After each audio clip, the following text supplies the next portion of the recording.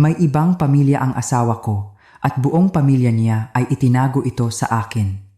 Nang dalhin ko ang kambal na anak namin, natulala ang kanyang pamilya. Sa araw ng aming ika-7 anibersaryo ng kasal, umuwi ako ng 2 oras na mas maaga mula sa trabaho. Bumili ako ng cake at red wine. Gusto kong sorpresahin ang asawa kong si Jose. Nang buksan ko ang pinto, walang tao sa sala. Mula sa kwarto, narinig ko ang pabulong na boses ng biyenan kong si Carmela. Yung isa ay kailangang pumasok sa pribadong elementarya. Ang tuition ay iliman-biing libong-libong sa 1 taon. Hindi mo pwedeng pabayaan yon. Bumuntong hininga ang biyenan kong lalaki, si Antonio. Paano natin ipapaliwanag kay Maria? Paano kung malaman niya? Kahit malaman niya. Ano naman? Makikipaghiwalay ba siya? Ang boses ni Carmela ay may kasamang panunuya gaya ng dati. 6 na taon na ang kambal. Hahayaan ba niyang lumaki ang mga anak niya nang walang ama? Nakatayo ako sa labas ng pinto at ang cake na hawak ko ay nahulog sa sahig. Ang cream at strawberry ay nagkalat tulad ng durog kong puso. Nang gabing iyon, umuwi si Jose na parang walang nangyari. Hinalikan niya ako sa noo at iniabot ang isang kahon ng kuwintas. Mahal, happy 7th anniversary. Tinitigan ko ang kanyang maamong ngiti at naaalala ang mga narinig ko kaninang araw. Parang nasusuka ako. Alam ng buong pamilya. Ako lang ang hindi nakakaalam. Mayroon siyang ibang pamilya, ibang anak, at ako ang nag-iisang tanga sa pamilyang ito. 6:30 ng umaga, tumunog ang alarm clock. Pikit matang inabot ni Maria ang orasan para patayin ito at nagtagal pa ng 3 minuto sa kama. Ito ang tanging oras sa buong araw na ganap na para sa kanya. 3 minutong hindi siya asawa, hindi ina, hindi manugang. 6:33 ng umaga. Bumangon siya at tahimik na nag-ayos. Ang babae sa salamin ay 35 taong gulang na, may mga pinong linya na sa gilid ng kanyang mga mata, ngunit maayos pa rin ang kanyang balat epekto ng buwanang paggasta ng 8 at lumapon sa beauty salon. Sa master's bedroom, tulog pa rin ang asawa niyang si Jose. Nakatagilid ito at pantay ang paghinga. Ang sinag ng umaga ay tumatagos sa siwang ng kurtina, tumatama sa kanyang mukha. Gwapo pa rin ang mukha na iyon. 7 taon na silang kasal. Bahagyang umatras ang kanyang hairline, ngunit napanatili niya ang magandang pangangatawan. 3 beses sa 1 linggo siyang nasa gym. Pinagmasdan siya ni Maria sandali, pagkatapos ay pumunta sa silid ng mga bata.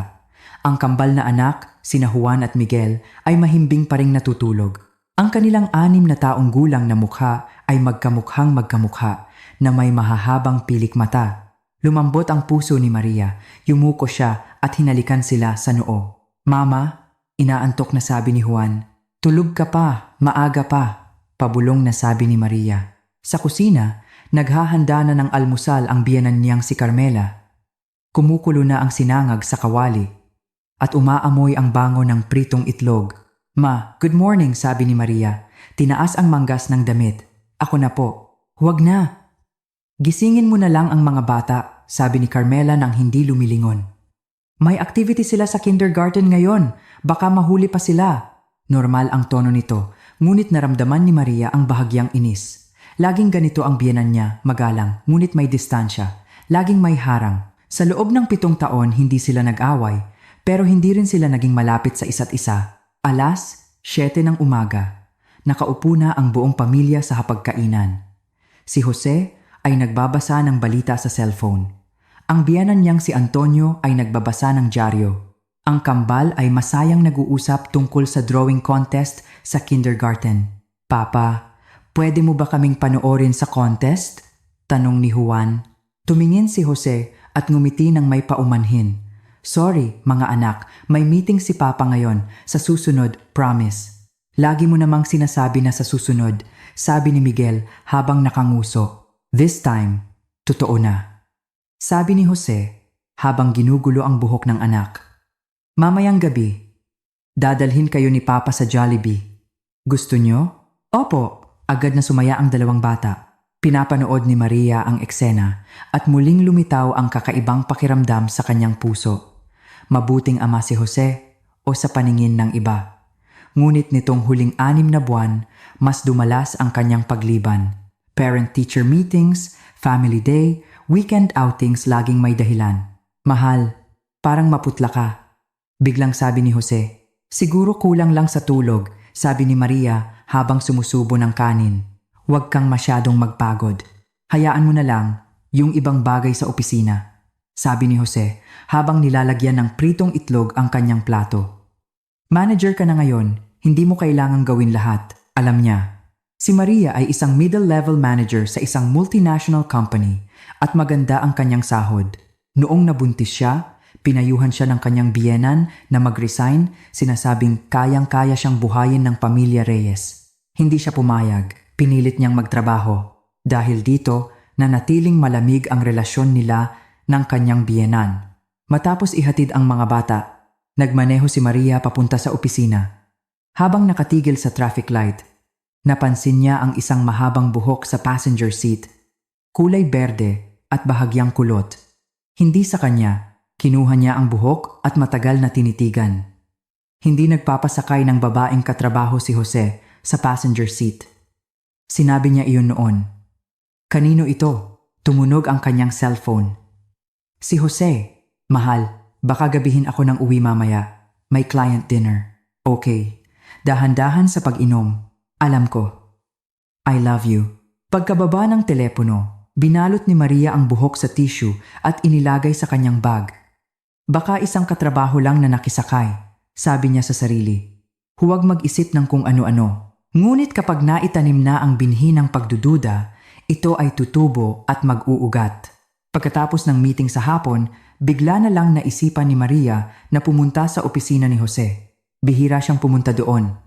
Ayaw din ni Jose na pumupunta siya, masama raw tingnan. Kilala siya ng receptionist. Ma'am Maria, hinahanap niyo po si Sir Jose? Umalis po siya kaninang hapon. Saan siya pumunta? Parang may meeting po yata sa client. Umiiwas ng tingin ang receptionist. Tumango si Maria. Salamat. Umalis na siya. Sa elevator, nakasalubong niya ang assistant ni Jose, si Mark. Ma'am? Nagulat si Mark. Daan lang ako. Napadaan lang. Ngumiti si Maria. Mukhang busy siya ngayon ah. Opo, medyo busy po, maraming projects, hindi makatingin sa kanya si Mark, masyadong halata. Unti-unting lumubog ang puso ni Maria. Maging ang assistant niya ay pinagtatakpan siya. Alas, 10 ng gabi na umuwi si Jose. Amoy alak pero hindi gaanong matapang. Habang naliligo siya, tiningnan ni Maria ang kanyang mga damit.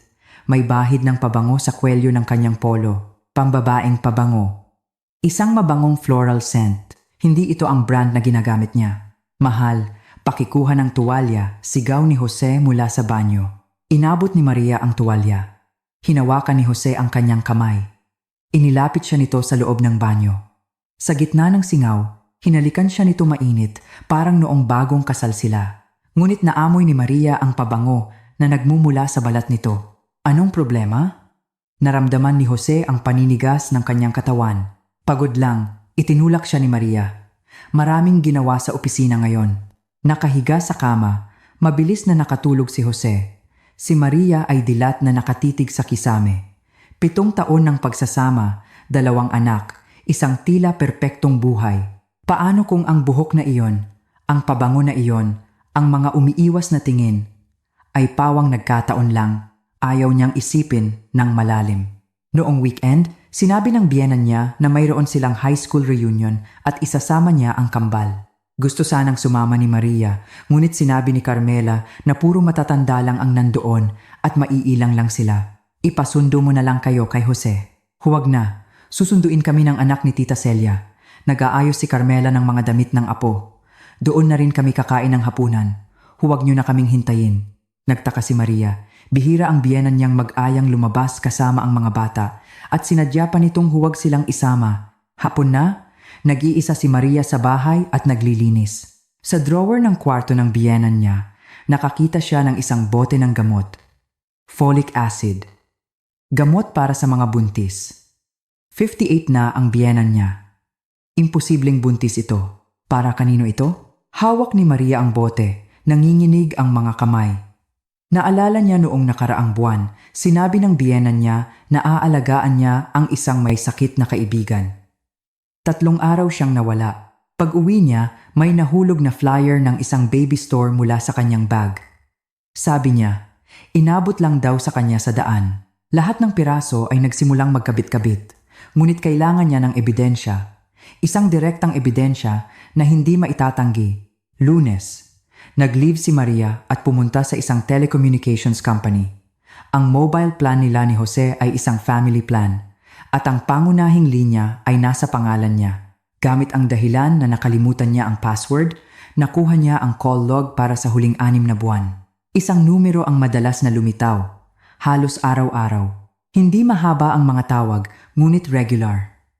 8 ng umaga, 12 sigratas at 30 ng tanghali, 9 ng gabi. Isinulat ni Maria ang numero at hinanap ito sa social media. Ang profile picture ay isang babaeng nakatalikod. Ang pangalan, Isabel. Ang profile ay private, ngunit ang cover photo ay isang close-up ng magkahawak na kamay. Ang kamay ng lalaki na may relo sa pulso na kaparehong-kapareho ng kay Jose. Isang limited edition na relo. Regalo niya ito noong kaarawan ni Jose noong nakaraang taon. Nakaupo si Maria sa labi ng telco. Nanlalamig ang buong katawan. Malakas ang aircon, pero pinagpapawisan siya. 7 taon, 2 anak. Ang akala niyang masayang pamilya ay isang malaking kasinungalingan. Tumunog ang kanyang cellphone, si Jose. Mahal, anong gusto mong kainin mamaya? Uuwi ako ng maaga para magluto. Ang boses nito ay malambing pa rin gaya ng dati. Binuksan ni Maria ang kanyang bibig. Ngunit walang lumabas na salita. Gusto niyang itanong kung sino ang babaeng iyon, kung sino ang anak na iyon, gaano na sila katagal. Alam ba ng buong pamilya? Ngunit sa huli, ang nasabi niya lang ay, kahit ano, anong problema? Iba ang boses mo. May sipon lang ako, sabi ni Maria. Sige na, ibababa ko na. Busy ako. Kailangan niya ng oras. Kailangan niyang magplano. Kailangan niyang pag-isipan kung ano ang susunod na gagawin. Habang nagmamaneho pa uwi, walang tigil sa pag-iyak si Maria. Tahimik na pag-iyak, lumabo ang kanyang paningin dahil sa mga luha. Naalala niya noong araw ng kanilang kasal, sinabi ni Jose na mamahalin siya nito habang buhay. Naalala niya noong ipinanganak ang kambal at muntik na siyang maubusan ng dugo, umiiyak ito sa labas ng delivery room. Naalala niya ang bawat anibersaryo, ang mga inihanda nitong sorpresa. Peke ba lahat iyon? Ang mga lambing, ang mga pangako, ang mga araw at gabi, o baka mahal niya silang pareho? At gusto niya ng 2 pamilya. Pinunasan ni Maria ang kanyang luha. Hindi pwede ito. Kailangan niyang malaman ang buong katotohanan. Pagkatapos, gagawa siya ng desisyon. Sa mga sumunod na araw, kumilos si Maria na parang normal ang lahat. Nagtrabaho, nag-alaga ng mga bata, nag-asikaso ng bahay. Ngunit nagsimula siyang maging mapagmatyag sa mga usapan sa bahay. Inoobserbahan ang bawat ekspresyon. Ang biyenan niya ay lumalayo kapag sumasagot ng telepono. Ang biyenan niyang lalaki ay tumitingin sa kanya nang may halong pagkakasala. Ang cellphone ni Jose ay laging nakataob, Biyernes ng gabi. Habang nanonood ng TV ang pamilya, tumunog ang cellphone ni Jose. Tiningnan niya ito at ibinaba. Sino yon? Kaswal na tanong ni Maria. Sales agent. Nakakainis, sabi ni Jose. Ang kulit naman pala ng sales agent na yan. Ibinaba mo na, tumatawag pa rin. Oo nga, tumayo si Jose. Maliligo na ako. Iniwan niya ang cellphone sa sofa. Tinitigan ni Maria ang itim na aparato na parang nakatingin sa isang bomba. Alam niya ang password. Lahat ng password ni Jose ay kaarawan ng kambal. Pwede niyang buksan anumang oras para makita kung ano ang ipinadala ni Isabel. Ngunit hindi niya ginawa. Hindi dahil sa takot, kundi dahil hindi pa siya handang harapin ito. Sabado, sinabi ni Maria na may overtime siya sa trabaho. Maaga siyang umalis. Nagmaneho siya papunta sa isang subdivision sa Makati. Iyon ang address na nakarehistro sa numerong iyon. Maganda ang subdivision at maayos ang landscaping. Ipinark ni Maria ang sasakyan sa gilid ng daan at naghintay. Hindi niya alam kung ano ang hinihintay niya. Siguro isang anino, isang patunay. Bandang 10:00 ng umaga, nakita niya ang sasakyan ni Jose na pumasok sa subdivision, diretsong pinapasok ng guard. Sa passenger seat, may isang babae. Berdeng kulot na buhok, magandang mukha mula sa gilid. Mahigpit na hinawakan ni Maria ang manibela. Ang kanyang mga kuko ay bumaon sa kanyang palad. Masakit, pero hindi kasing sakit ng puso niya. Pinanood niya ang sasakyan na mawala sa pagitan ng mga gusali at pagkatapos ay pinaandar ang sariling sasakyan at umalis. Walang iyak, walang sigaw, kakaibang kalmado. Oras na para magharap. Pero hindi ngayon.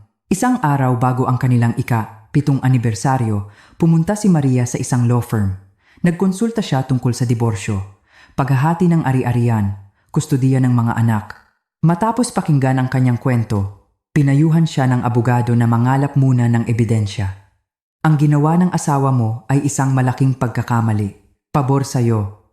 Yan sa paghahati ng ari-arian at sa kustudiya. Gusto ko ng kustudiya sa mga anak ko, sabi ni Maria. Sa kambal, kadalasan ay hinahati, isa sa bawat magulang. Pero kung may ebidensya ka na may pagkakamali ang kabilang partido at sapat ang iyong pinansyal na kakayahan, pwede mong ipaglaban. Makakakuha ako ng ebidensya. Paglabas sa law firm, pumunta si Maria sa bangko. Inilipat niya ang lahat ng kanyang personal na ipon sa isang bagong account. Ipon niya iyon mula sa maraming taon ng pagtatrabaho. Ang pera sa joint account nila ay hindi niya ginalaw. Kung gagalawin niya ito ngayon, makakahalata si Jose. Gabi, pumunta siya sa bahay ng kanyang mga magulang. Hindi niya sinabi ang totoo. Sinabi niya lang na namimiss niya sila. Nagluto ang kanyang ina ng masarap na hapunan. Naglabas ang kanyang ama ng paborito nitong alak. Nasaan si Jose? Bakit hindi mo kasama? Tanong ng kanyang ina. Overtime, sabi ni Maria habang nilalagyan ng alak ang baso ng ama. Ma, kung sakali lang. Kung sakali lang na maghiwalay kami, susuportahan niyo ba ako? Natigilan ang kanyang mga magulang. Anak, ano bang pinagsasabi mo? Hinaplos ng ina ang kanyang kamay. Maayos naman kayo. Bakit ka makikipaghiwalay? Nagtatanong lang. Tinitigan siya ng kanyang ama. Maria, sinaktan ka ba ni Jose? Hindi po. Yumuko si Maria at kumain. Pagod lang po ako nitong mga nakaraang araw. Kung ano-ano naiisip ko. Nang gabing iyon, natulog siya sa bahay ng kanyang mga magulang. Nakahiga sa kama kung saan siya lumaki, nakatingin sa kisame. Tuluyan nang tumulo ang kanyang mga luha. Naalala niya noong bata pa siya. Sinabi ng kanyang ama, Anak, kapag naghanap ka ng mapapangasawa, piliin mo yung mabait sa'yo. Nakita niya si Jose. Akala niya mabait ito sa kanya. Ngayon niya nalaman na mabait pala ito sa maraming tao. Kinabukasan, araw ng kanilang anibersaryo. Nag-leave si Maria. Bumili siya ng cake at red wine. Hindi niya alam kung bakit niya binili ang mga ito. Siguro para bigyan ng disenteng pagtatapos ang kanilang pagsasama. Pagkatapos, umuwi siya ng maaga at narinig niya ang usapang iyon. Ang boses ng biyenan, ang buntong hininga ng biyenan, ang pagkakaroon ng isa pang anak, ang 505 na tuition fee. Lahat ng pagdududa, lahat ng hinala ay nakumpirma. Sa sandaling bumagsak ang cake sa sahig, naramdaman ni Maria na gumuho rin ang kanyang puso. Ngunit hindi siya pumasok para komprontahin sila. Hindi siya umiyak o nag-iskandalo. Tahimik lang siyang nakatayo sa labas, nakikinig sa usapan sa loob. Ako na ang bahala kay Maria, narinig niya ang boses ni Jose. Nasa bahay din pala ito. Hindi niya malalaman. Hindi mo maitatago ang apoy sa papel, sabi ng biyenan niyang lalaki. Hanggat kaya, itatago natin. Bumuntong hininga si Jose. Wala akong magawa kay Isabel. Anak ko yon. Kailangan kong panagutan. Tumalikod si Maria at dahan-dahang umalis. Paglabas ng gusali, nakakasilaw ang sikat ng araw. Nakatayo siya sa ilalim ng araw, ngunit nanlalamig ang buong katawan. Ganoon pala, isang ibang pamilya, ibang babae, ibang anak. Alam ng buong pamilya. Alam ng biyenan niya, marahil pati ng hipag niya. Siya lang ang parang tanga na walang alam. Gabi, umuwi si Jose. Inabot ang kuwintas, nagsasabi ng matatamis na salita. Tinitigan siya ni Maria at biglang nasuklam. Ang taong ito, ang mukha na ito, ang mga kamay na ito niyakap siya at niyakap din ang ibang babae. Sinabi sa kanya ng mahal kita at sinabi rin sa ibang babae. Tinanggap niya ang kuwintas at nagpasalamat. Pagkatapos, naligo siya. Sa ilalim ng agos ng tubig, tahimik siyang umiyak. Pagkatapos maligo, umupo siya sa harap ng salamin. Tinitigan ang sarili. 15 taong gulang. May 2 anak, may karera, at may tila perpektong pamilya. Kabanata 3. Ang pagsisimula ng pagtakas. Ngayon, ang pamilyang ito ay guguho. Ngunit hindi pwedeng basta na lang masira. May mga anak siya na kailangang protektahan. May kinabukasan na kailangang ipaglaban.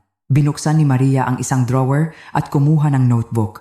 Nagsimula siyang magsulat ng plano. Unang hakbang, mangalap ng ebidensya. Ikalawang hakbang, tiyakin ang seguridad sa pinansyal. Ikatlong hakbang, maghanap ng magaling na abogado. Ika-4 na hakbang, magharap. Pero ang pinakamahalaga sa lahat ay ang mga anak. Ang kambal ang kanyang buhay. Hindi niya sila kayang mawala. Nang pumasok si Jose sa kwarto, nakahiga na si Maria. Mahal, tulog ka na? Pabulong niyang tanong. Hindi pa. Humiga si Jose at niyakap siya mula sa likod.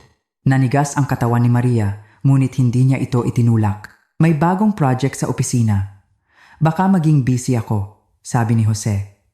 Baka kailanganin ko ring mag-overtime sa weekend. Sorry, hindi natin na-celebrate ng maayos ang anniversary natin.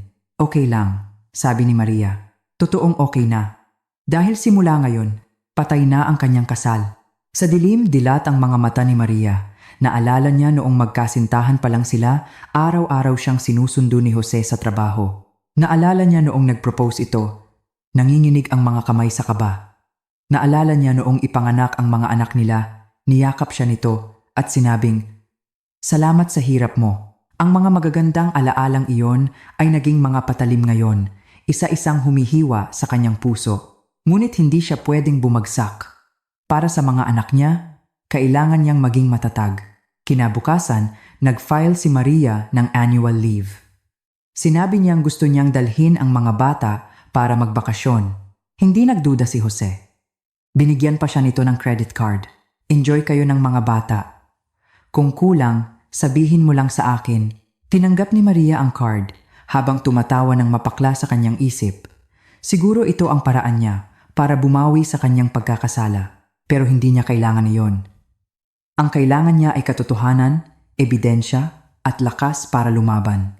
Dinala ni Maria ang kambal sa isang kalapit na probinsya. Sa hotel, nagpadala siya ng text sa numerong iyon. Asawa ako ni Jose. Mag-usap tayo. Walang sagot. Inaasahan na ni Maria. Nagsimula niyang ayusin ang mga ebidensyang hawak niya. Screenshots ng call log, screenshots ng social media ng babae, litrato ng folic acid sa drawer ng biyenan niya, at ang litrato ng sasakyan ni Jose sa labas ng subdivision. Hindi pa sapat. Kailangan niya ng mas direktang ebidensya para patunayan na may ibang pamilya si Jose, para patunayan ang kanyang pagkakamali. Matapos ang 3 araw sa hotel, umuwi si Maria kasama ang mga anak. Normal ang lahat. Ngunit alam niya, may isang bagay na tuluyan nang nagbago. Nagsimula siyang bigyang pansin ang mga ari-arian ng pamilya. Ang titulo ng bahay ay nasa pangalan nilang dalawa ni Jose, pero ang down payment ay galing sa mga biyenan niya. Ang sasakyan ay nasa pangalan ni Jose. Ang karamihan sa ipon ay nasa joint account. Kung maghihiwalay sila, magkano ang makukuha niya? At mas mahalaga, ang mga anak.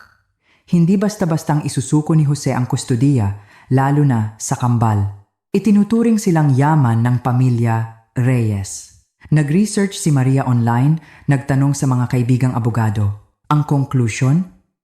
Kung mapapatunayan niya ang malaking pagkakamali ni Jose at sapat ang kanyang pinansyal na kakayahan, malaki ang tsansa na makuha niya ang kustudiya ng kambal. Kakayahang pinansyal, walang problema. Stable ang trabaho niya, maganda ang sahod, at may sarili siyang ipon. Ebidensya ng pagkakamali kailangan niya ng higit pa. 1 linggo makalipas, dumating ang pagkakataon. Sinabi ni Jose na may business trip siya ng 3 araw. Sinuri ni Maria ang kanyang flight information. Totoo ngang may flight siya, ngunit nagmaneho pa rin siya papunta sa airport. Naghihintay sa parking lot, dumating ang sasakyan ni Jose. Sa passenger seat, Nakaupo ang babaeng iyon. Sa pagkakataong ito, nakita ni Maria ng malinaw ang mukha nito. Bata, marahil mga 28, maganda at mahinhin. Sumunod si Maria sa loob, pinapanatili ang distansya. Si Jose at ang babae ay walang pisikal na kontak, ngunit magkatabi silang naglalakad, pabulong na nag-uusap, parang isang magkasundong mag-asawa. Habang nag-check-in, inabot ng babae ang kanyang ID. Kinuhaan ito ni Maria ng litrato mula sa malayo gamit ang kanyang cellphone. Pinalaki niya ang larawan at nakita ang pangalan, Isabel Cruz. Siya nga, hindi na nagpatuloy si Maria. Umalis na siya. Sa sasakyan, matagal siyang umiyak. Ang huling hibla ng pag-asa ay naputol na. Talagang magkasama si Jose at ang babaeng ito. Magkasama pa silang nag-business trip. Pag-uwi, nagsimula ng kumilos si Maria. Kumuha siya ng isang private investigator para imbestigahan si Isabel. Ang pera ay galing sa sarili niyang account. Hindi dapat mag-iwan ng bakas. 3 araw makalipas, ipinadala ng investigator ang report. Isabel Cruz, 28. Freelance illustrator. Nakilala si Jose 4 na taon na ang nakalipas. 3 taon na ang nakalipas. Nanganak siya ng isang babae. Ngayon ay 2.5 taong gulang na. Ibinili siya ni Jose ng isang kondo sa Makati, nakapangalan kay Isabel. Binibigyan siya ng ayan 100,000 allowance kada buwan. Ang bata ay nag-aaral sa isang pribadong preschool na may tuition fee na 500,000 kada taon. Kasama sa report ang mga litrato ni Isabel at ng kanyang anak. Litrato ni Jose na karga ang anak na babae. Litrato ng kanilang 3 sa isang parke. Sa mga litrato, masayang-masaya ang ngiti ni Jose. Isang ngiti na matagal nang hindi nakikita ni Maria. Hindi pala siya busy sa trabaho, hindi stressed. Binibigay niya lang pala ang kanyang oras at ngiti sa ibang pamilya. Tinitigan ni Maria ang mga litrato, manhid ang puso. Kapag sukdulan na ang sakit, hindi mo na ito mararamdaman. Ipinagpatuloy niya ang pagbabasa. Ang social media account ni Isabel ay nakablock sa kanya, pero bukas sa iba. Nakuha ng investigator ang mga screenshot.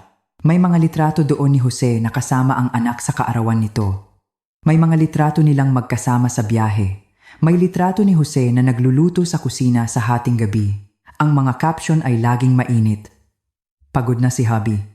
Buti na lang andito ka, ang aming munting pamilya. Naalala ni Maria na kapag nag-post siya, bihirang mag-like o mag-comment si Jose.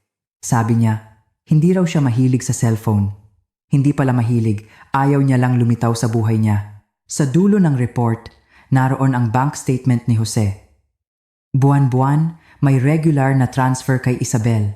Iba-iba ang halaga. Mayroon ding isang malaking gastos ang pagbili ng sasakyan para kay Isabel. Kinwenta ni Maria. Sa loob ng 4 na taon, ang ginastos ni Jose sa kabilang pamilya ay hindi bababa sa 10 milyon. At siya, nag-iisip pa rin na nagpapakahirap ito sa trabaho.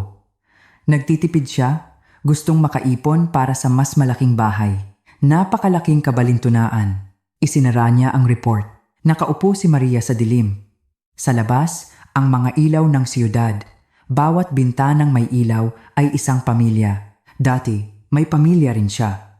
Ngayon niya lang nalaman, matagal na palang hindi buo. Nang araw na bumalik si Jose mula sa business trip, nagluto si Maria ng masarap na hapunan. Tuwang-tuwa ang kambal, kinukwento ang mga nangyari sa mga nakaraang araw. May dalang regalo si Jose para sa mga bata at isang bagong damit para kay Maria. Salamat, kinuha ni Maria at isinantabi. Hindi mo gusto? Tanong ni Jose. Gusto ko, sabi ni Maria. Kain na tayo. Sa hapagkainan, kinuwento ni Jose kung gaano naging matagumpay ang business trip. Nakakuha raw siya ng malaking kontrata. Nakikinig lang si Maria, iniisip kung kasama ba si Isabel sa pagdiriwang. Gabi, tulog na ang mga bata. Nasa study room si Maria, nag-aayos ng mga dokumento. Pumasok si Jose. Mahal, napagod ka nitong mga nakaraang araw. Niyakap siya nito mula sa likod. Nanigas ang katawan ni Maria. Ayos lang. May problema ba? Naramdaman ni Jose ang kanyang pagbabago. Wala. Itinulak siya ni Maria. Pagod lang. Tinitigan siya ni Jose. May komplikadong emosyon sa kanyang mga mata. Sa isang saglit inakala ni Maria na aamin na ito. Ngunit sa huli, sinabi lang nito, "Magpahinga ka na." Alam ni Maria na hindi ito aamin. Gusto niya ng 2 pamilya, 2 babae, 2 set ng mga anak. Nasisiyahan siya sa sitwasyon. Bakit niya ito sisirain? Kung gayon, siya na ang sisira nito. Mula ng araw na iyon, nagsimula akong lihim na maghanda para sa isang pagtakas. Ang mga pasaporte ng kambal, birth certificate, ang aking bank statement at mga kopya ng lahat ng ebidensya ay itinago ko sa isang safety deposit box sa bangko. Nag-resign ako sa trabaho, ginamit ang natitirang leave at sick leave para magtagal. Walang nakapansin ng kakaiba. Ang isa pang anak ni Jose ay naospital. 3 araw siyang hindi umuwi. Nadulas ang dila ng biyenan ko. Kawawa naman yung bata, sakitin talaga. Sinamaan siya ng tingin ng biyenan kong lalaki. Pero huli na, nakangiti akong nag-empake ng gamit ng kambal. "Mama will take you to Boracay." "Gusto nyo?" Naghiyawan sila sa tuwa. Huli kong tinignan ang bahay na ito kung saan ako nanirahan sa loob ng 7 taon. Dala ang mga anak, umalis ako ng hindi lumilingon. Pinatay ko ang cellphone, pinutol ang lahat ng paraan ng komunikasyon. Pagkalipas ng 3 oras, tumawag si Jose sa cellphone ng biyenan ko, galit na galit.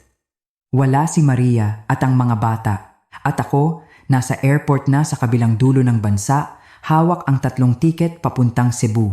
Mula ngayon, kami ay isang bagong kami.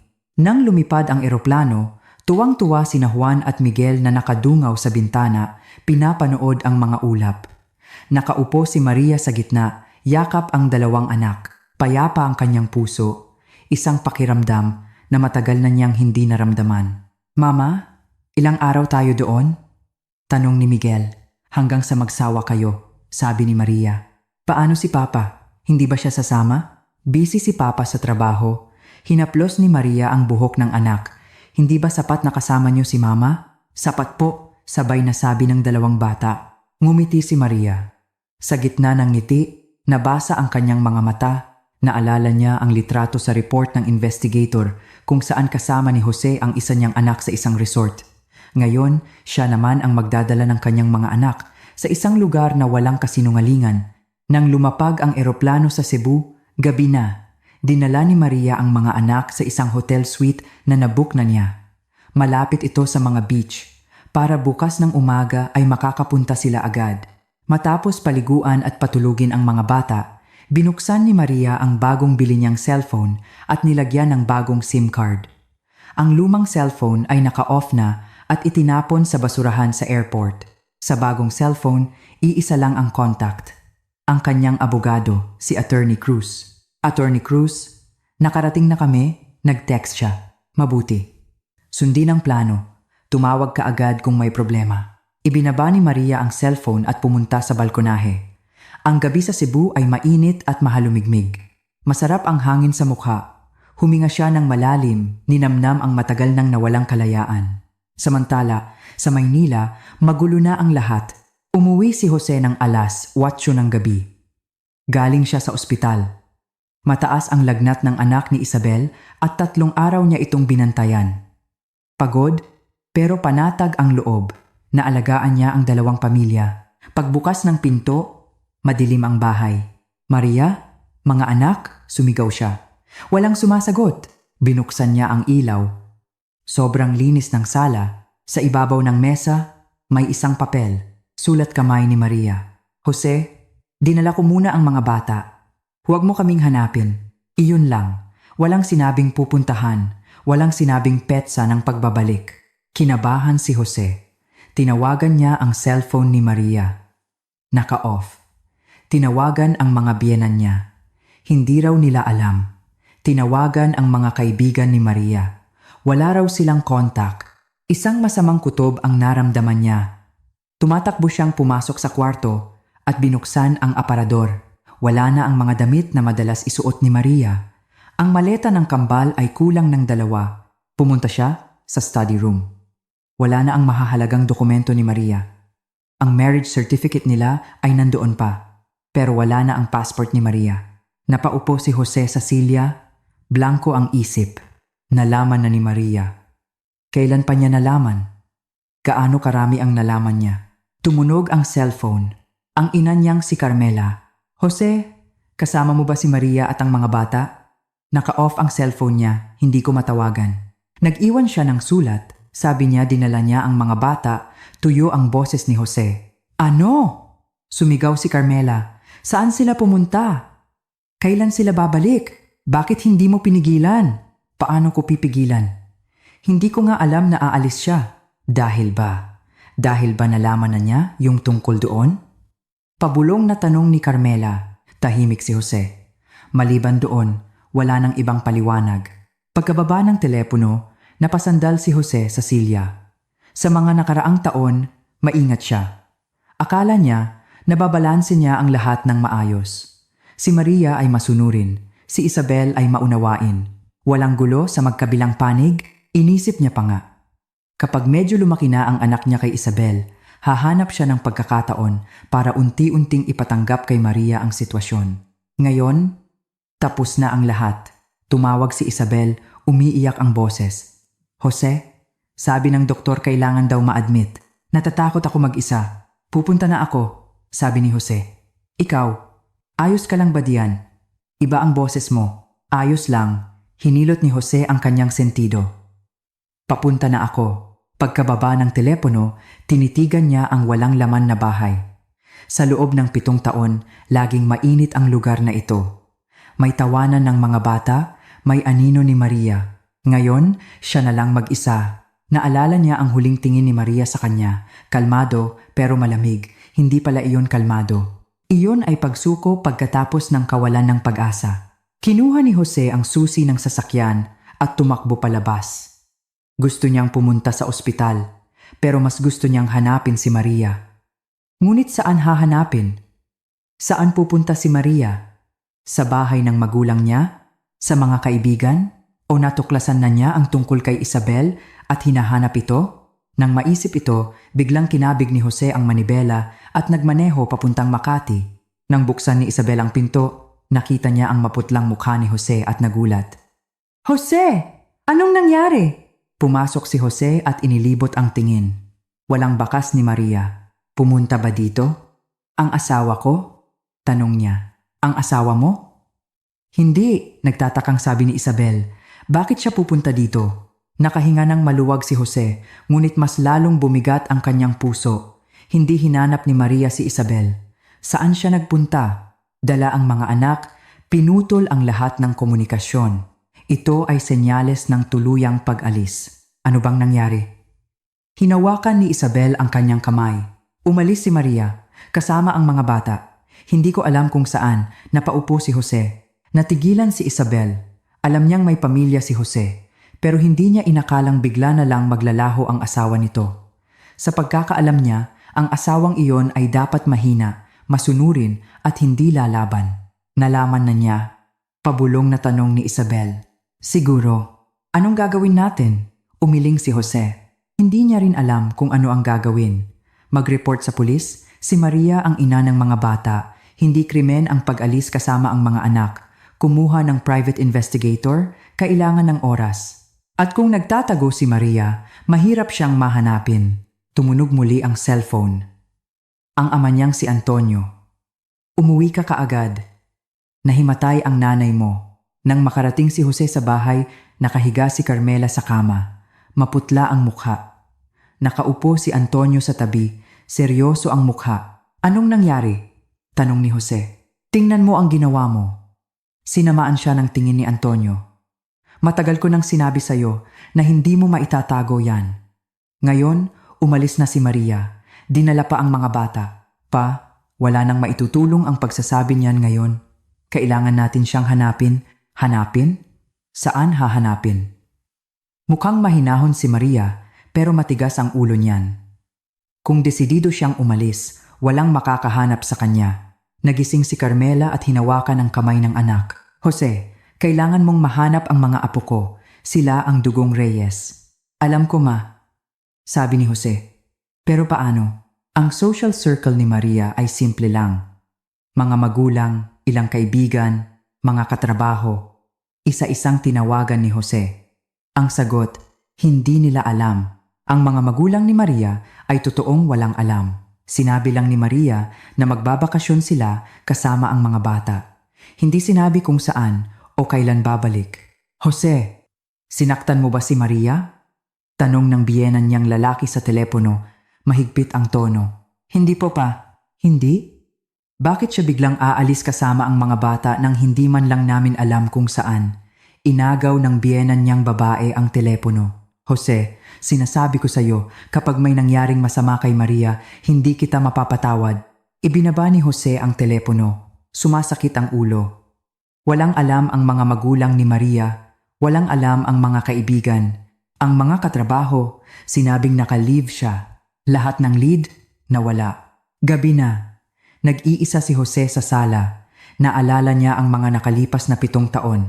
Mabuting asawa si Maria, mabuting ina. Inalagaan niya ang pamilya, sinuportahan ang kanyang karera, hindi kailanman nagreklamo. At ano ang ibinigay niya? Kasinungalingan. Pagkakanulo. Isang ibang pamilya. Ngayon, umalis na ito kasama ang mga anak. Ito ang parusang nararapat sa kanya. Ngunit mga anak niya iyon. Hindi niya sila kayang mawala. Sina Juan at Miguel.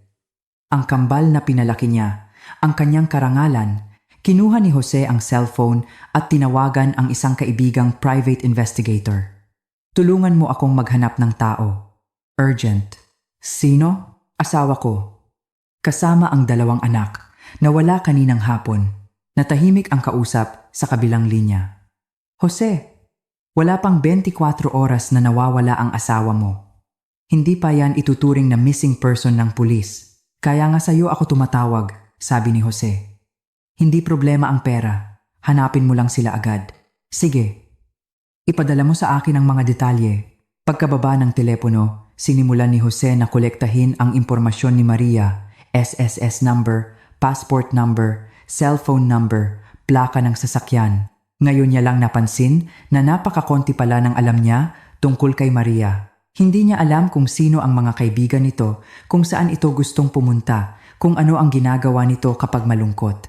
7 taon ng pagsasama, tinatanggap niya lang ang mga ginagawa nito. Pero hindi niya ito tunay na kilala. 3:00 ng madaling araw, nag-text ang investigator. Ang credit card ng asawa mo ay may transaction sa airport kaninang hapon. Bumili ng 3 tiket papuntang Davao. Davao. Nagising ang diwa ni Jose. Nagpunta si Maria sa Davao kasama ang mga bata. Maaari mo bang malaman ang specific flight? Inaalam pa. Kailangan ng oras. Hindi na makapaghintay si Jose. Agad siyang nag-book ng pinakamaagang flight papuntang Davao. 6:06 ng umaga ang lipad. Habang nag-e-empake, nag-alinlangan si Jose. Sasabihin ba niya kay Isabel? Nasa ospital pa ang anak nito.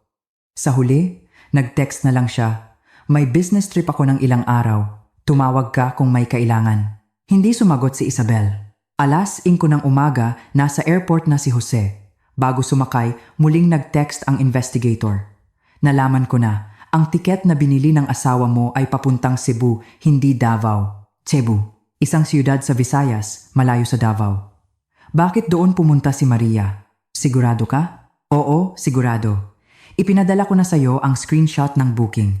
Tinitigan ni Jose ang screenshot. Totoo ngang passport number ni Maria at ang destinasyon ay Cebu. Agad niyang binago ang kanyang flight. Pero ang pinakamaagang flight papuntang Cebu ay sa hapon pa. Habang nakaupo sa departure lounge, tinawagan ni Jose ang mga magulang ni Maria.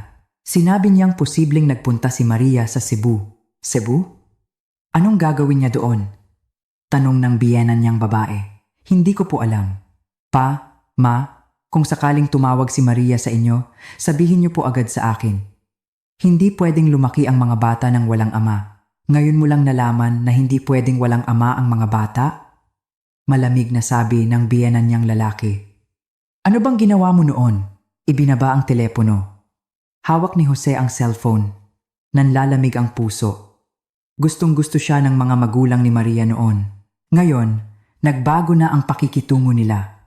Ibig sabihin, posibleng sinabi na ni Maria sa kanila ang totoo. 2:00 ng hapon lumipad ang eroplano. At dumating sa Cebu ng 4:00. Pagkababa pa lang binuksan agad ni Jose ang cellphone. May text mula sa investigator. Nag-check-in ang asawa mo sa isang hotel sa Cebu. Ipadadala ko ang address. Sumakay si Jose ng taxi at dumiretso sa hotel.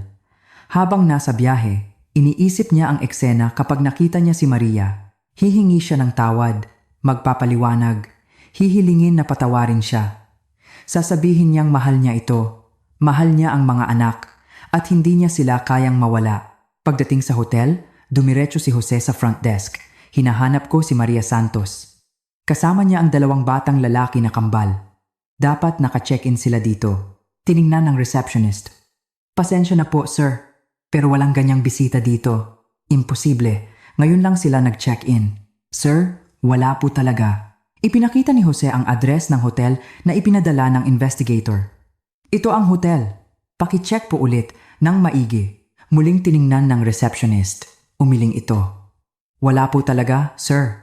Wala po kaming bisita na ganyan ang pangalan. Baka gumamit ng ibang pangalan. Natigilan si Jose. Gagamit ng ibang pangalan si Maria? Saan siya kukuha ng ibang ID? Tumawag ang investigator. Jose, nalaman ko na nag-book nga ang asawa mo sa hotel na yan pero hindi siya nag-check-in. Ginamit niya ang credit card mo para mag-book. Posibleng pain lang yon. Anong ibig mong sabihin? Posibleng sinadya niyang gamitin ang card mo para mag-book ng hotel, para papuntahin ka sa Cebu.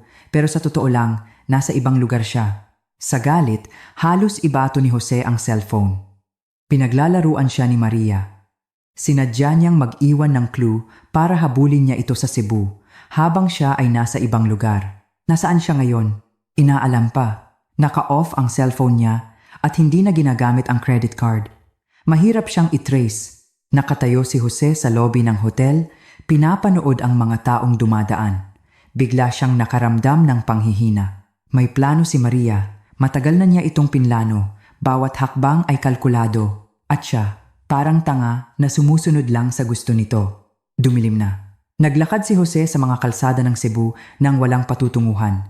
Hindi niya alam kung saan hahanapin. Hindi niya alam kung ano ang ginagawa ni Maria at ng mga bata. Kumain na ba sila? Maayos ba ang tulog nila? Namimiss ba ng mga bata ang kanilang ama? Biglang naisip ni Jose ang isang posibilidad. Nag-abroad kaya si Maria? May passport siya. Ang passport ng mga bata ay kinuha rin noong 1 taon para daw sa future travel. Kung nag-abroad sila, mas mahirap silang hanapin. Agad niyang tinawagan ang investigator. I-check mo ang immigration records. May record ba si Maria at ang 2 bata na umalis ng bansa? Kailangan niya ng clearance. Susubukan ko. Ang paghihintay ay sobrang haba. Kumuha si Jose ng hotel at hindi nakatulog buong gabi. Paulit-ulit niyang inaalala ang mga kilos ni Maria nitong mga nakaraang buwan, naghahanap ng kahit anong senyales. Kailan siya nagsimulang magduda? Kailan siya nagsimulang magplano? Bakit wala siyang napansin? Kinabukasan ng umaga, tumawag ang investigator. Na-check ko na. Walang record na umalis sila ng bansa. Nasa Pilipinas pa rin ang asawa mo at mga anak. Nakahinga ng maluwag si Jose. Nasa Pilipinas pa sila. May pag-asa pang mahanap. Ngunit nagpatuloy ang investigator. Nalaman ko na 1 buwan na ang nakalipas. Nagbukas ang asawa mo ng isang safety deposit box sa isang bangko. Ang address ay dito sa Cebu. Cebu. 1 buwan na ang nakalipas, pumunta na si Maria sa Cebu. Ano ang laman ng safety deposit box? Hindi ko alam. Kailangan ng personal na presensya o authorization para buksan. Agad na pumunta si Jose sa bangko. Ngunit tulad ng sinabi ng investigator, walang authorization mula kay Maria, hindi niya mabubuksan ang box. Ito ay isang clue. 1 buwan na ang nakalipas, pumunta si Maria sa Cebu para magbukas ng safety deposit box. Ibig sabihin, matagal na niyang pinlano ang pag-alis. Kung gayon, posibleng mayroon siyang matutuluyan dito sa Cebu? Nagsimulang maghanap si Jose sa Cebu. Pumunta siya sa mga real estate agent. Nagtanong kung may isang babaeng nagngangalang Maria Santos na umupa o bumili ng bahay. Pumunta siya sa mga eskwelahan. Nagtanong kung may isang pares ng kambal na lalaki na lumipat. Walang nahanap. Sa 3 araw, halos mawalan na ng pag-asa si Jose nang magbigay ng isa pang clue ang investigator. Nalaman ko na may pinsan si Maria dito sa Cebu, si Ana Garcia. Malapit daw sila. Posibleng doon siya nagpunta. Naalala ni Jose na may pinsan nga si Maria sa Cebu, pero bihira silang magkita. Nagkita sila noong kasal nila, pero pagkatapos noon ay wala ng komunikasyon. Ipadala mo sa akin ang address. Sinundan ni Jose ang address, isang lumang apartment complex. Kumatok siya sa pinto ni Ana. Isang babae sa katanghaliang gulang ang nagbukas. Sino po sila? Nandyan po ba si Ana? Asawa po ako ni Maria. Naging alerto ang ekspresyon ng babae. Maria? Hindi ko kilala. Pinsan niyo po siya. Paanong hindi niyo kilala? Desperadong sabi ni Jose. Ana, alam kong posibleng nagpunta dito si Maria. Sabihin mo sa akin kung nasaan siya. Nasa kanya ang mga anak ko. Sinabi ko nang hindi ko kilala. Isasara na sana ni Ana ang pinto. Hinarangan ni Jose ang pinto. Ana, parang awa mo na. Hayaan mo akong makita ang mga anak ko. Ako ang ama nila. Namimiss ko na sila. Namimiss mo sila? Mapaklang tumawa si Ana. Nasaan ka noong namimiss mo sila? Nasa piling ng ibang babae? Jose, sinabi na sa akin lahat ni Maria. May iba kang pamilya at anak. Ngayon mo lang naalala na may mga anak ka dito? Namula ang mukha ni Jose. Sinabi na nga ni Maria kay Ana. Hindi pagkakaunawaan yon. Pwede kong ipaliwanag. Huwag ka nang magpaliwanag. Malamig na sabi ni Ana. Wala dito si Maria. At hindi ko alam kung nasaan siya. Kahit alam ko, hindi ko sasabihin sa'yo. Isinara ang pinto. Nakatayo si Jose sa labas, gumuho ang huling hibla ng pag-asa. Kinausap na pala ni Maria pati ang pinsan niya. Ibig sabihin, maingat ang kanyang plano. Posibleng hindi na talaga siya babalik. Nagtuloy si Jose sa Cebu ng 2 pang araw. Araw-araw siyang naghihintay sa labas ng apartment ni Ana, umaasang makita si Maria o ang mga bata. Ngunit tahimik ang apartment. Walang pumapasok o lumalabas. Sa 5 araw, kailangan nang umalis ni Jose. Tinatawagan na siya ng opisina. Ang anak ni Isabel ay nakalabas na rin ng ospital at kailangan ng mag-aalaga. Pagbalik sa Maynila, pareho pa rin ang lahat. Ngunit iba na. Walang laman ang bahay, walang tawanan ng mga bata, walang anino ni Maria. Nakaupo si Jose sa sofa. Tinitigan ang dating mainit na tahanan. Sa unang pagkakataon, nagsisi siya. Nagkamali siya. Sobrang mali. Akala niya, kaya niyang magkaroon ng 2 pamilya, kayang balansehin ang 2 babae. Ngayon, wala na siyang pamilya. Kailangan ng ama ng anak ni Isabel. Ngunit ang puso ni Jose ay lumipad na sa kung nasaan man ang kanyang kambal. Kinuha niya ang cellphone at nag-text sa lumang numero ni Maria. Maria, patawarin mo ako. Nasaan ka? Hayaan mong makita ko ang mga anak natin. Pakiusap. Message sending failed. Ang numerong iyon ay hindi na aktibo. Ibinaba ni Jose ang cellphone. Tinakpan ang mukha ng 2 kamay. Ang mga luha ay tumulo mula sa pagitan ng kanyang mga daliri. Nawala na sila. Tuluyan na silang nawala. Maagang dumarating ang tagsibol sa Cebu. Katapusan pa lang ng Pebrero, namumulaklak na ang mga puno. Ang inuupahang apartment ni Maria ay may magandang komunidad. May playground, swimming pool, at library. Mabilis na naka-adjust ang kambal sa bagong kapaligiran. Sa tulong ni Maria, nakapasok sila sa isang magandang pribadong paaralan sa malapit. Mama, bakit tayo dito sa Cebu mag-aaral? Tanong ni Juan. Dahil dito nakahanap si Mama ng bagong trabaho, hinaplos ni Maria ang buhok ng anak. Gusto niyo ba dito? Opo. Malaki ang bagong school at mababait ang mga teacher, sabi ni Miguel. Pero medyo namimiss ko si Papa. Kumirot ang puso ni Maria. Alam niyang hahanapin ng mga bata ang kanilang ama. Hindi ito maiiwasan. Ngunit hindi niya sila pwedeng ibalik sa isang kapaligirang puno ng kasinungalingan. Busy si Papa sa trabaho. Kapag may oras na siya, bibisitahin niya kayo. Nagsinungaling si Maria. Nang maayos na ang mga bata, sinimulan ni Maria na asikasuhin ang mga legal na usapin. Lumipad si Attorney Cruz mula Maynila papuntang Cebu. Dala ang mga papeles para sa diborsyo. Natanggap na ni Jose ang subpina mula sa korte, sabi ni Attorney Cruz. Pumayag siyang makipagdiborsyo, pero hinihiling niya ang kustodiya ng mga bata. Imposible, mariing sabi ni Maria. Alam ko, may sapat tayong ebidensya para patunayan ang kanyang pagkakamali. At ang iyong pinansyal na kakayahan ay sapat para alagaan ang 2 bata. Binuklat ni Attorney Cruz ang mga dokumento. Ito ang listahan ng mga ari-arian. Ayon sa batas, makakakuha ka ng kalahati. Ang gusto ko lang ay ang nararapat sa akin, sabi ni Maria. Pwede nang mapunta sa kanya ang bahay, pero gusto ko ng kalahati ng ipon. At yung pera na ibinigay niya sa babae, iyon ay paglilipat ng conjugal property. Gusto kong bawiin yon, tumango si Attorney Cruz. Nangangalap na kami ng ebidensya. Ang bahay at sasakyan na nakapangalan kay Isabel ay binili gamit ang inyong conjugal property. Pwede nating hilingin na ibalik iyon. Tumingin si Maria sa labas ng bintana. Sa community, naglalaro ang mga bata. Ang tawanan nila ay naririnig. Ang kanyang mga anak ay nasa baba, nakikipaglaro sa mga bagong kaibigan. Nagsimula na ang bagong buhay. Unang linggo ng Marso. Unang pagdinig sa korte. Hindi dumalo si Maria. Si Attorney Cruz ang kanyang kinatawan. Dumating si Jose, kasama ang kanyang abogado. Mainit ang naging pagdinig. Iginigiit ng abogado ni Jose na walang kasalanan si Jose at hinihiling ang kustudiya ng kambal. Inilabas ni Attorney Cruz ang mga ebidensya, call logs, bank statements, mga litrato ni Isabel at ng anak nito, at ang mga flight records ni Jose at Isabel. Namutla si Jose. Hindi niya inasahan na ganito karaming ebidensya ang nakalap ni Maria. Ang mga ebidensyang iyan ay hindi legal na nakuha, argumento ng abogado ni Jose. Legal na nakuha at may notaryo, kalmadong sabi ni Attorney Cruz. At may testigo na magpapatunay na si Mr. Jose Reyes ay mayroong isa pang de facto marital relationship. Testigo? Natigilan si Jose. Bumukas ang pinto. Pumasok si Isabel. Tiningnan niya si Jose. May komplikadong emosyon sa kanyang mga mata. Pagkatapos, naglakad siya papunta sa witness stand. Ikaw. Hindi makapaniwala si Jose.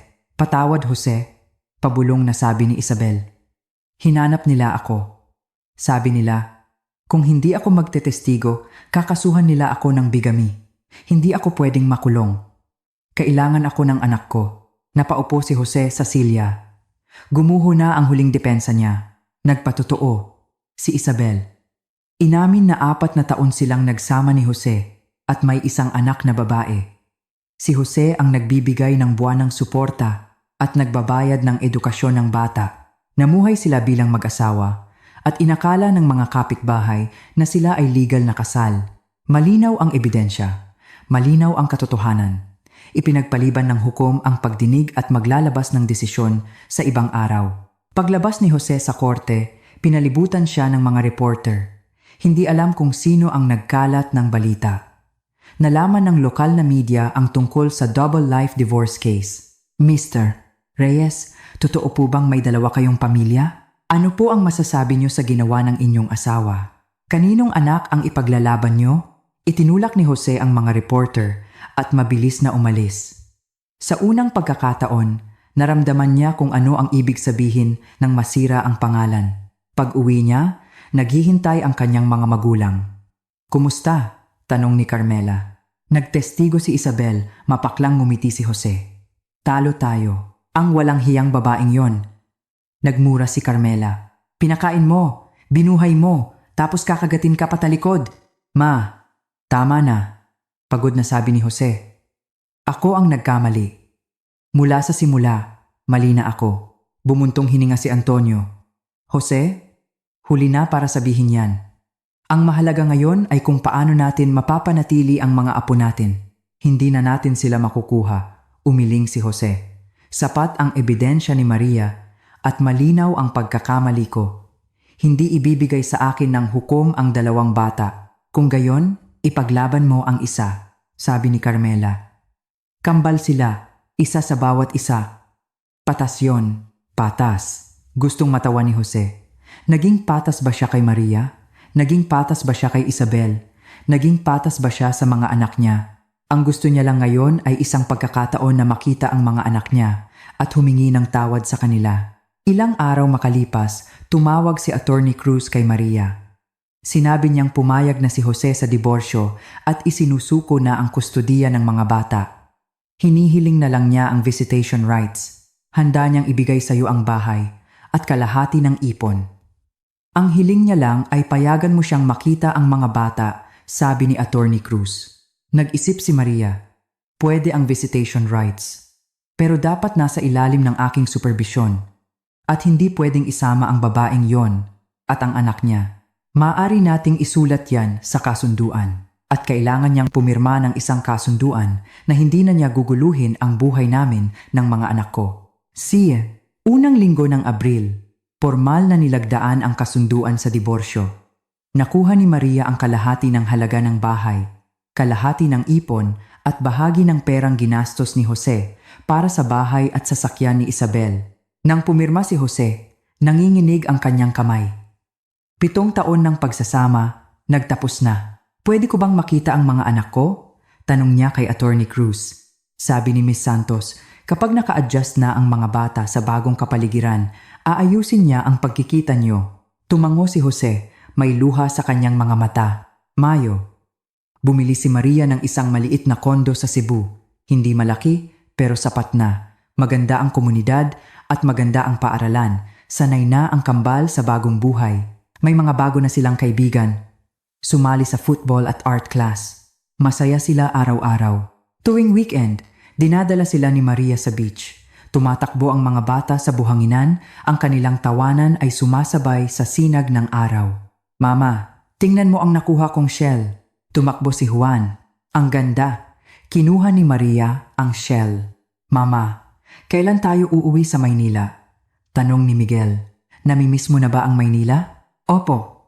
Namimiss ko si Lolo at Lola at si Papa. Hinaplos ni Maria ang buhok ng anak. Sa summer, uuwi tayo, okay? Okay po? Tinitigan ni Maria ang mga anak. Puno ng pasasalamat ang puso.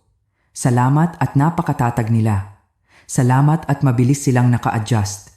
Salamat at nanatili silang masayahin at mapagmahal na mga bata. Huling linggo ng Hunyo, inayos ni Maria ang pagkikita ni Jose at ng mga bata sa isang family restaurant sa Cebu. Dumating si Jose kalahating oras na mas maaga. Kinakabahan, pinagpapawisan ng mga kamay. Paulit-ulit na tumitingin sa relo.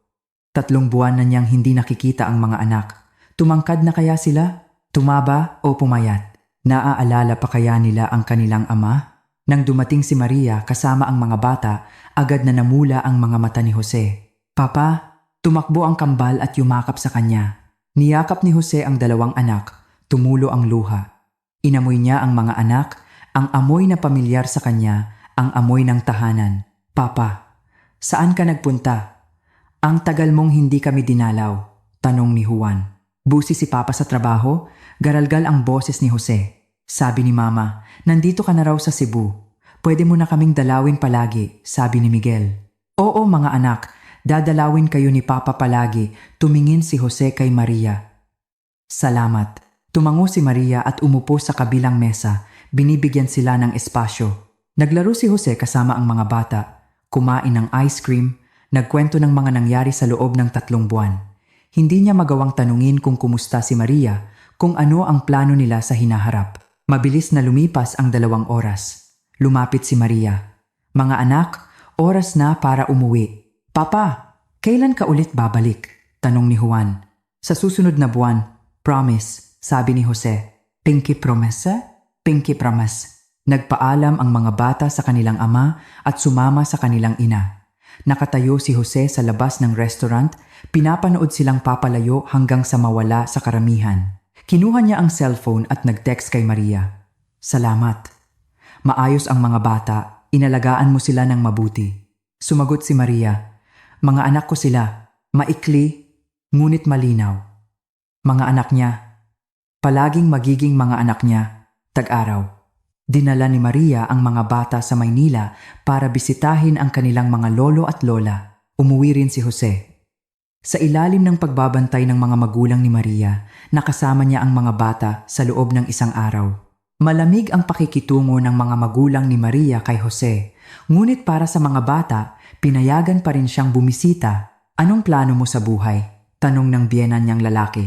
Magtatrabaho ng maayos. Magiging mabuting tao, sabi ni Jose. Pa, ma, patawarin niyo po ako. Kay Maria ka humingi ng tawad, sabi ng biyenan niyang babae.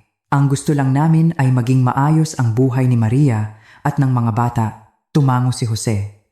Alam niyang may mga pagkakamaling hindi na maitatama, may mga sugat na hindi na maghihilom. Ang kaya niya lang gawin ay respetuhin ang desisyon ni Maria at gampanan ang kanyang tungkulin bilang isang ama. Agosto. Na-regular si Maria sa bago niyang trabaho sa Cebu. Isang middle manager sa isang multinational company. Mas mataas ang sahod kaysa dati at mas maganda ang working environment. Nag-upa siya ng isang maliit na opisina at nagsimulang tumanggap ng mga freelance translation projects. Ito ang kanyang major noong kolehiyo, na matagal nang nakalimutan. Ngayon, binabalikan niya ito. Ang buhay ay abala ngunit masaya. Trabaho, pag-aalaga sa mga bata, mga hobby tuwing weekend, at paminsan-minsang pakikipagkita sa mga kaibigan. Muling bumalik ang ngiti sa mukha ni Maria. Isang ngiti na mula sa puso, magaan at malaya. Setyembre. Nasa grade 2 na ang mga bata. Dumalo si Maria sa parent-teacher meeting. Nakaupo sa classroom, tinitigan ang upuan ng kanyang mga anak, puno ang puso. Sinabi ng guro, isang batang babae, Ma'am Maria, mabilis pong naka-adjust sina Juan at Miguel. Maayos ang pakikitungo nila sa mga kaklase at masipag mag-aral. Salamat po, ma'am. Pero, nag-alinlangan ang guro. Minsan po, sinasabi nilang namimiss nila ang kanilang ama. Kumirot ang puso ni Maria. Bantayan ko po. Pauwi, tinanong ni Maria ang mga bata. Namimiss niyo na ba si Papa? Tumango si Juan. Sabi ni Papa, dadalawin niya kami every month pero hindi pa siya dumadalaw ngayong buwan. Nag-text si Maria kay Jose. Hinahanap ka ng mga bata. Kailan ka pupunta ngayong buwan? Mabilis na sumagot si Jose. Pwede ba sa weekend? Pwede. Sa weekend, dumating si Jose. Dinala niya ang mga bata sa Science Museum, sa amusement park. Buong araw silang naglaro. Nang ihatid niya ang mga bata sa gabi, iniabot niya kay Maria ang isang sobre. Ano to? Child support. Para sa buwan na ito, sabi ni Jose. Simula ngayon, ide-deposito ko na lang sa account mo tuwing unang araw ng buwan. Tinanggap ni Maria. Salamat. Maria, nag-aalangang sabi ni Jose. May sasabihin ka pa ba? Si Isabel. Umuwi na siya sa probinsya kasama ang anak niya. Naghiwalay na kami. Natigilan si Maria sandali, ngunit hindi nagsalita. Alam kong wala nang saysay na sabihin to ngayon. Pero gusto kong malaman mo. Nagkamali ako. Hindi dapat kita niloko. Hindi dapat kita sinaktan. Mahina ang boses ni Jose. Sana maging masaya ka. Totoo, magiging masaya ako, sabi ni Maria. Tumango si Jose at tumalikod. Tinitigan ni Maria ang kanyang likod. Sa unang pagkakataon, naramdaman niya na marahil kayang paghilumin ng panahon ang ilang bagay. Hindi pagpapatawad, hindi paglimot, kundi pagpapakawala. Oktubre. Nakakilala si Maria ng isang bagong kaibigan sa Cebu, ama ng kaklase ng kanyang mga anak. Ang pangalan niya ay Marco at isa rin siyang single parent, may isang anak na babae. Nagkakilala sila sa parent-teacher meeting. Matapos ang ilang usapan, nalaman nilang magkasundo sila. Si Marco ay isang propesor sa universidad, mabait at magalang. Mabait din siya sa mga bata. Hindi madali ang mag-alaga ng dalawang bata mag-isa, sabi ni Marco. Nakasanayan na ngumiti si Maria. Ikaw din, hindi madali mag-alaga ng isang anak na babae. Magtulungan na lang tayo, sabi ni Marco. Sa weekend, pwede nating dalhin ang mga bata para maglaro. Para may kalaro rin sila. Nag-isip si Maria at pumayag. Kailangan niya ng social life. Kailangan din ng mga anak niya ng mga kaibigan. Noong weekend, nag-outing ang dalawang pamilya. Ang anak ni Marco, si Maya, ay 7 taong gulang. Tahimik at maganda. Nakasundo niya agad ang kambal. Nakaupo si Maria at Marco sa damuhan. Pinapanood ang mga bata. Madalas bang dumalaw ang dati mong asawa? Tanong ni Marco. 1 beses sa 1 buwan, sabi ni Maria. Maayos naman siya ngayon. Nagbibigay ng suporta sa tamang oras, dumadalaw sa tamang oras. Mabuti yan, sabi ni Marco. Anuman ang naging relasyon ng mga magulang, hindi dapat maapektuhan ang mga bata, tumango si Maria. Ganoon din ang iniisip niya. Kaya pinapayagan niyang dumalaw si Jose, pinapayagan niyang manatili ang koneksyon ng mga bata sa kanilang ama. Para ito sa mga bata, hindi para kay Jose. Nobyembre. Nakakuha si Maria ng isang malaking proyekto at kumita ng malaki. Dinala niya ang mga bata sa isang biyahe. Pumunta sila sa lugar na matagal na nilang gustong puntahan, Disneyland. Sa harap ng kastilyo, tuwang-tuwa ang kambal na nagpapakuha ng litrato. Tinitigan sila ni Maria. Naalala ang sarili niya, 1 taon na ang nakalipas. Sa malamig na bahay na iyon, nakikinig sa biyenan na pinag-uusapan ang tuition fee ng ibang bata. Ngayon, tapos na ang lahat. May bago na siyang buhay, bagong trabaho, bagong kaibigan. Ang mga anak niya ay malusog at masaya. Ito ang pinakamalaking kaligayahan, Pasko. Nagtapat si Marco kay Maria. Alam kong hindi pa tayo matagal na magkakilala. Pero para sa akin, isa kang mabuting babae. Isang mabuting ina, seryosong sabi ni Marco. Gusto kong makasama ka. Sabay nating alagaan ang mga bata. Hindi agad sumagot si Maria. Kailangan niya ng oras. Kailangan niyang pag-isipan. Ang mga sugat mula sa nakaraang pagsasama ay naroon pa. Natatakot siyang pumasok sa isang bagong relasyon. Bigyan mo ako ng panahon para pag-isipan, sabi niya. Sige, hihintayin kita. Bagong taon. Dinala ni Maria ang mga bata sa Maynila para magdiwang kasama ang kanyang mga magulang. Naghanda ang kanyang ina ng masaganang Noche Buena. Maria, pumayat ka, sabi ng kanyang ina. Mas maganda kapag payat, ngumiti si Maria. Kumusta naman? Yung si Marco?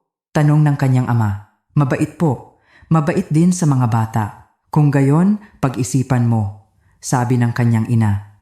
Bata ka pa. Hindi pwedeng mag-isa ka habang buhay. Tumango si Maria. Alam niyang nag-aalala ang mga magulang niya. Ngunit may sarili siyang ritmo.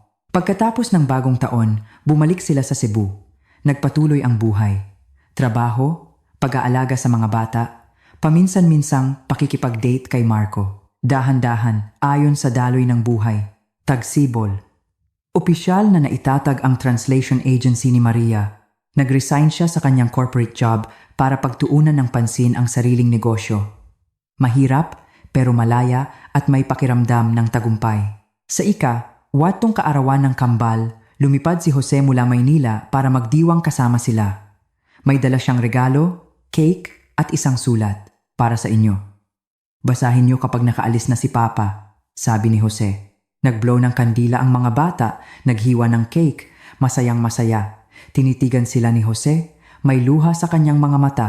Maria, salamat, sabi niya. Para saan? Salamat sa pagpapalaki mo sa kanila ng maayos, sabi ni Jose.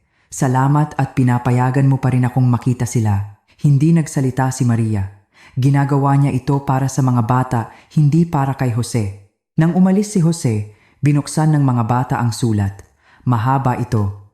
Isinulat ni Jose ang kanyang pangungulila sa mga anak, ang kanyang pagsisisi at ang kanyang mga pangako para sa hinaharap. Sabi ni Papa, mamahalin niya kami palagi. Sabi ni Juan, hinaplos ni Maria ang buhok ng anak. Mahal kayo ni Papa palagi. At mahal din kayo ni Mama palagi. Mahal namin si Mama. Yumakap ang dalawang bata sa kanya. Niyakap ni Maria ang mga anak. Puno ng pasasalamat ang puso. Salamat sa pagsubok na ito na nagpatatag sa kanya. Salamat sa mga anak niya na nagbigay sa kanya ng lakas para magsimulang muli. Tag-araw, tinanggap ni Maria ang alok ng kasal ni Marco. Walang malaking kasalan. Isang simpleng salo-salo lang kasama ang dalawang pamilya. Masaya ang mga bata. Sinasabing mayroon na silang kapatid na babae. Nang araw na ikinasal sila, nag-post si Maria sa social media. Muling pagsisimula. Nagpapasalamat sa lahat. Ang larawan ay isang family picture ng kanilang 4. Nag-like si Jose. Nag-comment. Congratulations. Sumagot si Maria. Salamat.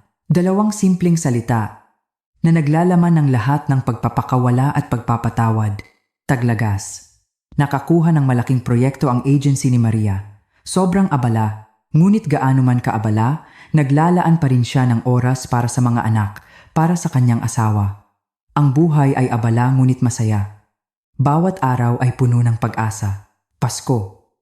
Dinala ni Maria ang mga bata para magbigay ng regalo sa dati niyang mga biyenan. Tumanda na si Carmela. Nang makita ang mga apo, tumulo ang kanyang luha. Lola, huwag ka nang umiyak. Pinunasan ni Juan ang luha ng kanyang lola. Namimiss ko kayo. Dadalaw po kami palagi. Nang umalis sila, inihatid sila ni Antonio sa baba. Maria, patawarin mo kami sa mga nangyari noon, sabi nito. Tapos na po yon, sabi ni Maria. Mag-ingat po kayo. Oo, tapos na. Ang mga panloloko, ang mga sakit, ang mga luha, tapos na. Ang Maria ngayon ay may karera, may pamilya, may asawang nagmamahal sa kanya at may mga anak na kaibig-ibig. Nilakbay niya ang pinakamadilim na daan at sa wakas, narating ang liwanag. Sa sasakyan pa uwi, tulog na ang mga bata. Hinawakan ni Marco ang kamay ni Maria. Pagod ka ba? Hindi. Sumandal si Maria sa kanyang balikat. Masaya ako. Sa labas ng bintana, kumikinang ang mga ilaw ng siyudad. Bawat bintanang may ilaw ay isang tahanan. May sarili na ring tahanan si Maria. Sa pagkakataong ito, totoo, buo, at puno ng pagmamahal. Naalala niya ang gabing iyon 1 taon na ang nakalipas, puno ng kawalan ng pag-asa. Umalis siya kasama ang mga anak. Noon, hindi niya alam kung saan siya pupunta. Ang alam niya lang, kailangan niyang umalis. Ngayon, nagpapasalamat siya sa matapang na sarili niya noon. Salamat at hindi siya sumuko, hindi nagpatalo. Pinili niya ang dignidad at kalayaan. Siguro, ganito ang buhay. May nawawala, may nakukuha, may sakit, may ligaya, may pagtatapos, may pagsisimula. At ang kwento ni Maria ay nagsisimula pa lang.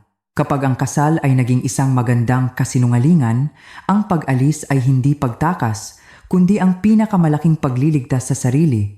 Ang lakas ng isang ina ay hindi nasusukat sa pagtitiis, kundi sa katapangan na protektahan ang isang bagong simula matapos malaman ang katotohanan. Ang tunay na pamilya ay hindi nakatali sa dugo, kundi sa mga taong pinipiling manatili sa iyong tabi sa gitna ng anumang unos. Ang babaeng nakaahon mula sa isang dobleng buhay ay muling itatayo ang sarili niyang kaharian sa sarili niyang lupa. Sa pagkakataong ito, ang pader ay gawa sa dignidad at ang korona ay mula sa pagpapahalaga sa sarili.